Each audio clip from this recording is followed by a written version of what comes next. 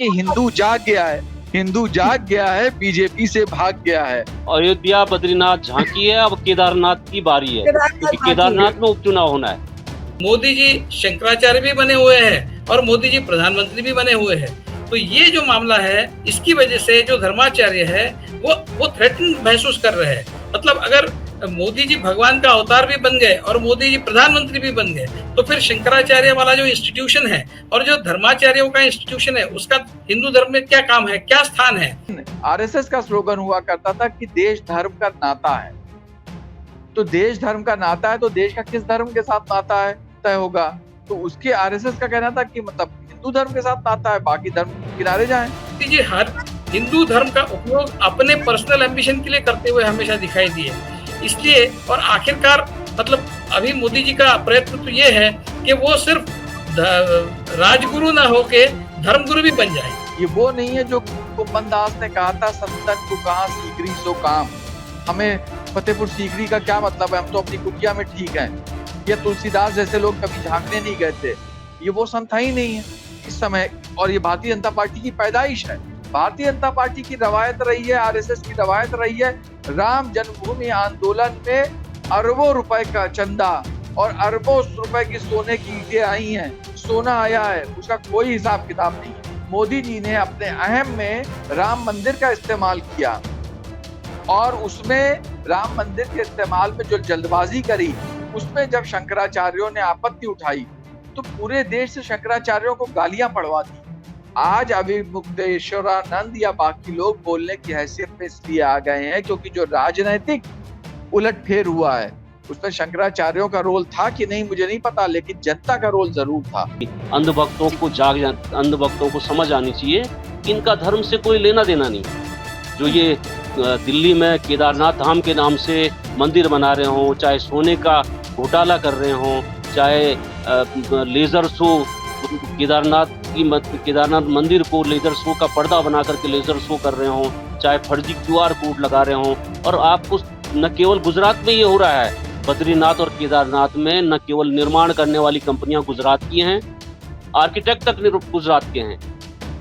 ये जो धर्म के जो पाखंडी बाबा है, उनके पीछे खड़े रहते हैं। मतलब शंकराचार्य का विरोध करते हैं, ये इतने नालायक है, ये शंकराचार्य का विरोध करते हैं। और जो पाखंडी बाबा है, कोई राम रहीम है, कोई दूसरा वो कौन सा भोले बाबा है, उनके पीछे खड़े रहते हैं। वो भोले बाबा के खिलाफ अभी भी उन्होंने कोई मामला दर्ज नहीं किया है। वो जो हाथरस में किस्सा हुआ, तो उसके खिलाफ कोई केस नहीं है, तो उनको ये संरक्षण देते हैं और शंकराचार्य का विरोध करते हैं। और राजगुरु और धर्मगुरु एक ही व्यक्ति में केंद्रित हो जाए, इस तरह की स्थिति हिंदुस्तान में बनी हुई है, जो मुझे लगता है कि शंकराचार्य जैसे लोग हैं उनको कतई पसंद नहीं आ सकती, क्योंकि धर्म के मामले में सर्वोच्च अधिकारी शंकराचार्य होते हैं। ये बात हिंदू धर्म में मानी गई है। नमस्कार, स्वागत है आपका ऑनलाइन न्यूज इंडिया पर। मैं हूं नीलू व्यास। आज कोई अगर एक व्यक्ति सुर्खियों में है और मोदी जी से ज्यादा सुर्खियां बटोर रहा है, वो है शंकराचार्य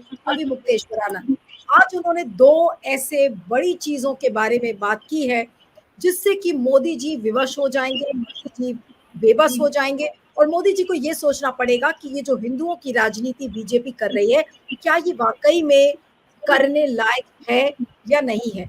आज शंकराचार्य ने, जो अभिमुक्तेश्वरानंद जी हैं, ज्योतिष पीठ के शंकराचार्य हैं, उन्होंने आज केदारनाथ में सोना घोटाले के आरोप लगाए। उन्होंने कहा कि जो केदारनाथ मंदिर का गर्भगृह है, उस गर्भगृह में सोने की जगह वहां पर परत लगाई गई है।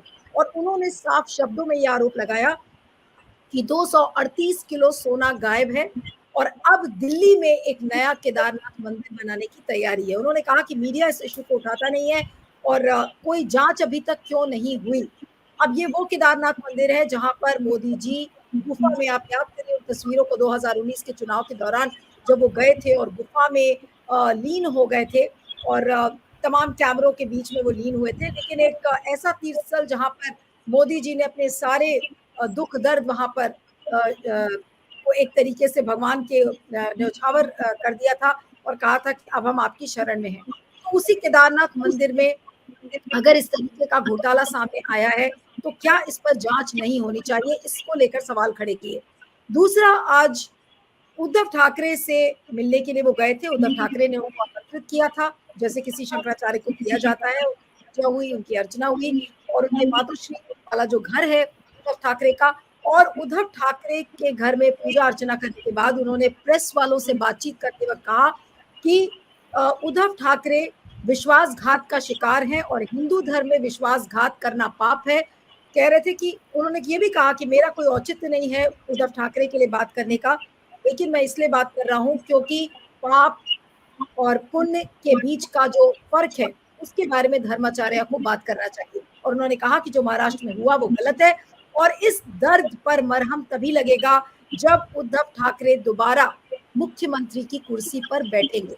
यानी कि एक तरफ उन्होंने उद्धव ठाकरे को आशीर्वाद दिया मुख्यमंत्री बनने का, दूसरी तरफ केदारनाथ का जो सोना घोटाला है उसके आरोप लगाते हुए उन्होंने बीजेपी सरकार पर, जो कि वो बीजेपी जो कि हिंदुओं की राजनीति करती है, उसको आईना दिखाने का काम किया है कि देखिए किस तरीके की गलत राजनीति बीजेपी कर रही है। इस डबल इंजन की सरकार ने इस पर कोई जांच नहीं की। और ये वही अभी मुक्तेश्वरानंद जी हैं जो कि अभी 2 दिन पहले जब अनंत अंबानी की शादी में गए थे, उनको बुलाया गया था बतौर, और वहां पर मोदी जी विवश हुए उनके पैर छूने के लिए। तो क्या आज शंकराचार्य मोदी जी पर भारी पड़ेंगे और क्या शंकराचार्य मोदी जी को इतना विवश कर देंगे कि कुर्सी छोड़ जाए प्रधानमंत्री की? आज इसी पर हम चर्चा करेंगे। हमारे साथ कुछ वरिष्ठ मेहमान हैं और आपका परिचय करती हूँ। हमारे साथ गिरीश जोशी जी हैं जो कि पॉलिटिकल कमेंटेटर है। गिरीश जी आपका स्वागत है। हमारे साथ डॉक्टर प्रेम बहुखंडी हैं जो कि सामाजिक कार्यकर्ता हैं, पॉलिटिकल एक्टिविस्ट हैं उत्तराखंड से। हमारे साथ मनोज रावत जी जुड़ रहे हैं जो कि केदारनाथ के पूर्व एमएलए कांग्रेस के रह चुके हैं। मनोज जी आपका स्वागत है। दीपक कबीर हमारे साथ सामाजिक कार्यकर्ता हैं, आपका भी स्वागत है। और आज की चर्चा में मनोज रावत से ही शुरू करती हूँ क्योंकि केदारनाथ के आप पूर्व विधायक रह चुके हैं और ये जो घोटाले का आरोप आज शंकराचार्य जी ने लगाया है, मनोज जी आप इस पर क्या कहेंगे? ये कितना बड़ा घोटाला है और इसको गंभीरता से क्यों नहीं ले रही है सरकार? आज 1 साल से इस मसले को उठाया गया है। जी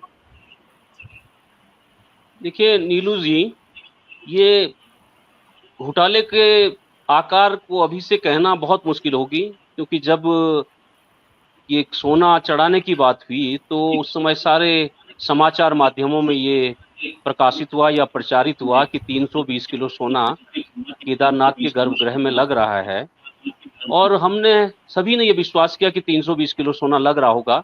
और जब जब ये खबरें, जैसे आपके चैनल पर मैं आया हूँ, मेरा भी आप बयान ले रही हैं, तो देखिए बद्रीनाथ और केदारनाथ का जो मैनेजमेंट है यहाँ उत्तराखंड में श्री बद्रीनाथ केदारनाथ टेम्पल कमेटी करती है, जो 1939 का जो उत्तर प्रदेश मतलब आजादी से पहले के एक्ट से बनी हुई कमेटी है। यानी एको आ रहा है, एक सेकेंड मनोज जी, बाकी सब लोग म्यूट कर ले अपने आप को, एको आ रहा है। जी मनोज जी बोलिए। हाँ मनोज जी आप बोलिए, बाकी सब लोग म्यूट कर ले। तो जो बद्रीनाथ केदारनाथ मंदिर समिति जो इसका प्रशासन देखती है, उसमें जो उसके अध्यक्ष हैं उनका भी बयान साथ में आता था। देखिए अगर कहीं पर 320 किलो सोने में और कुछ किलो सोने में 32 किलो सोने में बहुत अंतर होता है। करोड़ों अरबों का अंतर पैसे में आ जाता है और मात्रा में भी बहुत बड़ा अंतर आता है। अगर उन समाचारों में कुछ गलत था, अगर उतनी मात्रा नहीं थी, तो बद्रीनाथ केदारनाथ मंदिर समिति के अध्यक्ष उनके अधिकारी होते हैं जो आईएएस या सीनियर पीसीएस रैंक के होते हैं, उनके पदाधिकारी होते हैं, टेम्पल सरकार होती है, कई लोग हैं। उन लोगों को आपत्ति दर्ज करनी चाहिए थी कि नहीं, ये सोना इतना किलो नहीं है। देखिए कहानी कहाँ से खुली कि जब वो सोना घिस करके पीतल बनने लगा। देखिए सोने की रंगत, आप कहेंगे कि साहब पानी से सोना अगर रंगत खोता है तो हमारी माता बहनें सोने के आभूषण पहनती है, रोज मुँह धोती है, तो उस सोने की रंगत होनी चाहिए। तो उनके सोने की तो रंगत नहीं खोती है, लेकिन केदारनाथ में जो सोना लगा था उसका जो जलहरी थी, उसके सोने ने रंगत जब खोने लगी तो तीर्थ पुरोहितों ने आपत्ति व्यक्त करी कि ये सोना क्यों ये रंगत खो रहा है, ये पीतल कैसे बन रहा है। तो तब मात्रा की भी बात आई कि भाई ये लगा कितना है, तो पता चला कि जो 320 किलो कहा जा रहा है वो 32 किलो था। तो मैं इसीलिए कह रहा हूँ क्योंकि कोई जांच नहीं हुई है और वो 32 किलो भी कैसे लगा है। देखिए उसमें ये इन्होंने बार-बार आरोप लगाया है कि कांग्रेस ने विरोध किया। देखिए जो भी तीर्थ पुरोहित हैं, मैं कांग्रेस का विधायक वहाँ से रहा हूँ, तो मेरा ये मानना है कि जो तीर्थ पुरोहितों ने जब पहले देखा तो केदारनाथ के तीर्थ पुरोहितों ने जो विरोध किया उसमें भारतीय जनता पार्टी के भी लोग हैं, आरएसएस के भी लोग हैं और कांग्रेस के भी कुछ लोग हैं। कांग्रेस के कम संख्या में हैं, भारतीय जनता पार्टी से जुड़े हुए लोग अधिक संख्या में हैं। लेकिन अगर केदारनाथ की अस्मिता का सवाल आता है, क्योंकि प्रश्न केदारनाथ से जुड़ा हुआ था, यात्री आते हैं केदारनाथ में, वो देखते हैं, उन्होंने समाचार माध्यमों में पढ़ा है कि 320 किलो सोना लगा है, तो वो प्रश्न वास्तव में और स्वाभाविक रूप से केदारनाथ की प्रतिष्ठा का कारण भी बनते हैं। तो जब ये सब हुआ तो ये बाद में पता चला कि वो 320 किलो तो था ही नहीं, 32 किलो था, और 32 किलो भी किस रूप में लगा। तो अब सबसे बड़ा प्रश्न ये है कि न केवल विपक्षी दलों ने, कि कांग्रेस ने तो प्रश्न उठाना ही था। देखिए, हमारा कर्तव्य है, मैं केदारनाथ का विधायक हूँ, अगर केदारनाथ में कुछ हो मेरे संज्ञान में आए और मैं विरोध उसका न करूँ, तो मेरा विधायक रहना या जनप्रतिनिधि रहना बेकार है।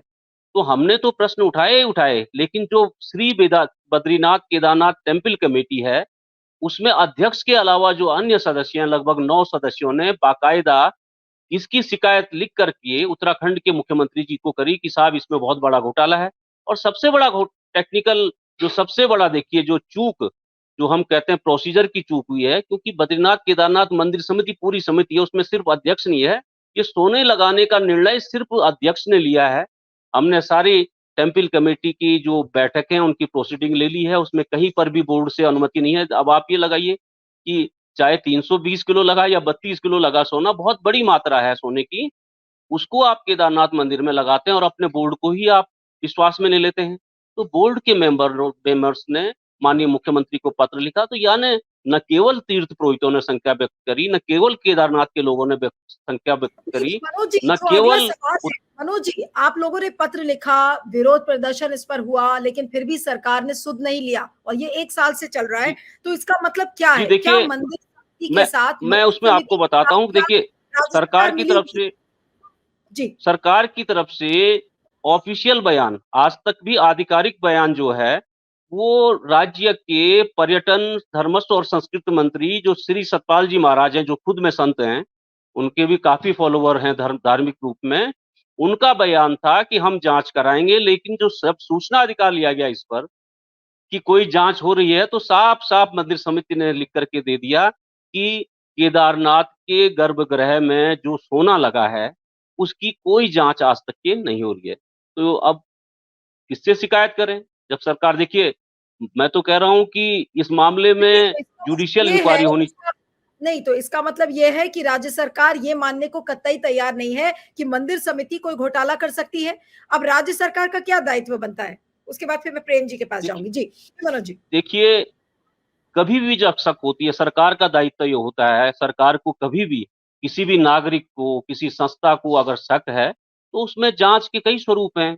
आप जुडिशियल इंक्वायरी करा सकते थे, आप विधानसभा की इंक्वायरी करा सकते थे, आप कुछ नहीं तो आप मजिस्ट्रेट की तो इंक्वायरी कराते। कम से कम मजिस्ट्रेट आकर के उन कागजात को तो चेक करता है कि आपका जो सोना लगा है, क्या टेम्पल कमेटी के एक्ट में जो प्रोसीजर है, तय है, या जो राजकीय प्रोसीजर होता है किसी चीज को खरीदने का, लगाने का, कम से कम वो मजिस्ट्रेट चेक करके, उसकी जिम्मेदारी तो होती कल के दिन कि हम भी प्रश्न कर रहे हैं उससे कि जनाब आपने जो जांच करी। तो मैं तो कह रहा हूँ मजिस्ट्रेट तो छोड़िए, पटवारी की तक जांच नहीं हुई है वहां। तो ये तो भाई देखिए, जज भी वही हैं, मुंसिफ भी वही हैं, वकील भी वही हैं, सब कुछ वही है, थानेदार भी वही है। तो आपको जनता बहुत आक्रोशित है। देखिए, आज भी जो केदारनाथ के तीर्थ पुरोहित हर दिन जलाभिषेक करने जाते हैं, जो हमारे हक हुकूकदारी हर दिन मंदिर जो दर्शन करने जाते हैं, उनको पता है कि उस सोने ने रंगत खो दी है।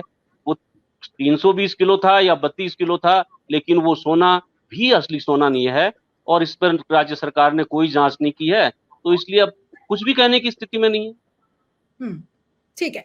अब मैं प्रेम बहुखंडी के पास आती हूँ। प्रेम जी, आप अनम्यूट कर लीजिएगा कि आज जो हिंदुओं की राजनीति करने वाली, हिंदुओं के पैरोकार अपने को बताने वाली पार्टी बीजेपी, साथ में प्रधानमंत्री नरेंद्र मोदी जो कि हिंदू हृदय सम्राट माने जाते हैं, आज अगर केदारनाथ में इस तरीके के घोटाले की बात आ रही है, सोना घोटाले की बात आ रही है, तो आज ये कितना बड़ा धक्का है बीजेपी और खुद प्रधानमंत्री नरेंद्र मोदी के लिए, खासकर जो बात आज जिस तरीके के खुलासे आज शंकराचार्य ने किए हैं केदारनाथ मंदिर के बारे में। जी प्रेम जी।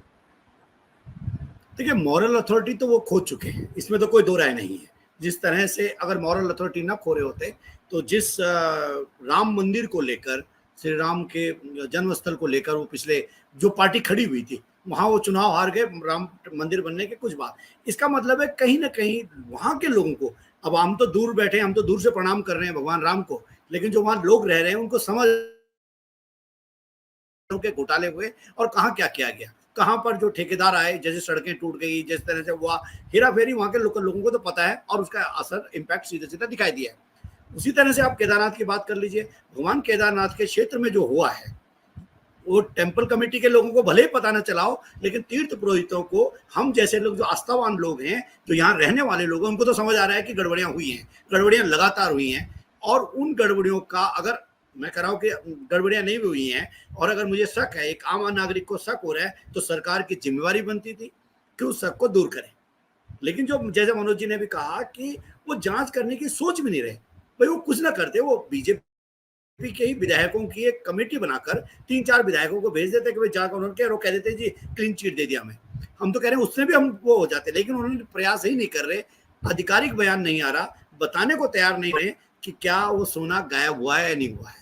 वो सोना शंकराचार्य जी ने 228 किलो बताया, मनोज जी 332 किलो बता रहे हैं, 320 किलो बता रहे हैं। उसी तरह कोई कह रहा है कि 3 या 4 किलो था। वो था कितना, क्यों दिया गया था? अगर आप संस्थाओं को जो दान दिया जाता है ETG के तहत या किसी और जो तरीके थे, उसमें भी इनकम टैक्स को तो पता रहता है ना कि कितना दिया है। तो यहाँ पे ITR, किसी ने जिसने ITR फाइल की होगी उसने तो की होगी। 320 किलो सोना हुए, गेहूं तो है नहीं कि आपने मार्केट से खरीद के दान दे दिया, कहीं से आया होगा, किससे खरीदा हुआ होगा, कहीं से उसको कलेक्ट किया होगा, किस तरह से वो ट्रांसपोर्ट हुआ है।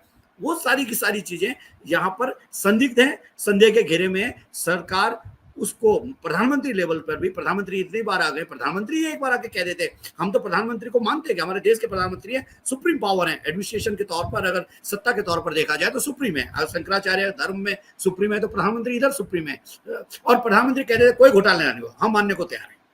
लेकिन एक बार कह तो दे प्रधानमंत्री कि घोटाला नहीं हुआ है। लेकिन अफसोस की बात है कि प्रधानमंत्री इतनी बार वहां लगातार जाते हैं, प्रधानमंत्री का लगातार उसके साथ संपर्क है, संबंध है उस देवभूमि के साथ, उस धाम के साथ।